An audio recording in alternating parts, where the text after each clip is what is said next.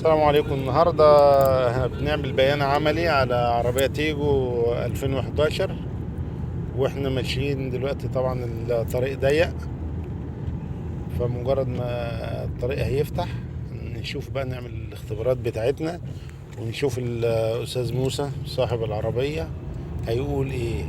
بحق لا إله إلا الله، ما بنحبش مجاملة واحدة. ربنا يستر. بصراحة العربية تغيير يعني اختلاف كلي. العربية في السحب ونعومة بسم الله ما شاء الله. حاسس انها مش عربيتي يعني بصراحة يعني. تمام. يعني بنشكر الباشمهندس احمد على المجهود اللي هو عمله معانا والكلام دوت. وبصراحة يعني وكان في مشكلة في اكل الزيت، الحمد لله برضه بأمر الله اتعدلت يعني على ايديه بأمر الله. إن شاء الله. ونقول للكل يعني يجرب ومش هيخسر حاجة. التجربة بنسبة 100% سليمة يعني وصحيحة والكلام ده. وبنشكر الباشمهندس أحمد وعلى المجهود بتاعه معانا يعني.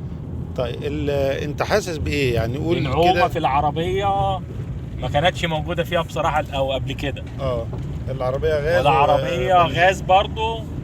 حاسس إنها ماشية على البنزين مش على الغاز والله. طب احنا جربناها على انها تمشي من غير والار بي ام كمان كانت العربية تحس إنها عالية بتاكل بنزين.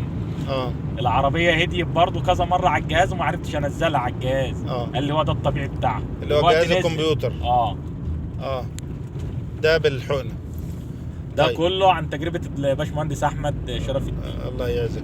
طب الاختبارات اللي احنا عملناها، اللي كلها هي قرصت على مشيت اللي هي العربية وعلى مشيت الصراصير على من غير ما ندوس بنزين. من غير ما احط رجلي على دواسة البنزين وماشية بسم الله ما شاء الله كويس، والعربية فايقة وناعمة. فوق ده كله ان العربية بقت ناعمة تمام. تحت رجليا يعني. احنا هنطلع دلوقتي في طريق يعني الحمد لله يمكن يكون كويس، نقدر نجري عليه وهنشوف، وربنا يسهل. بأمر الله. طريقة.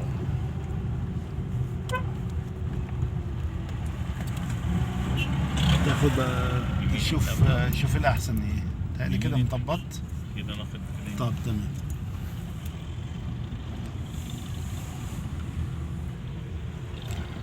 طريقة اهو. دوس بقى يا باشا.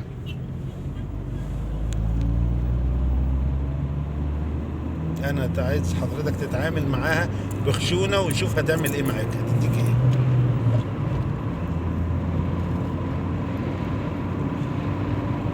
العربية على التالت اهي داخلة على ال80 ولسه العربية تقول لك هل من مزيد يعني.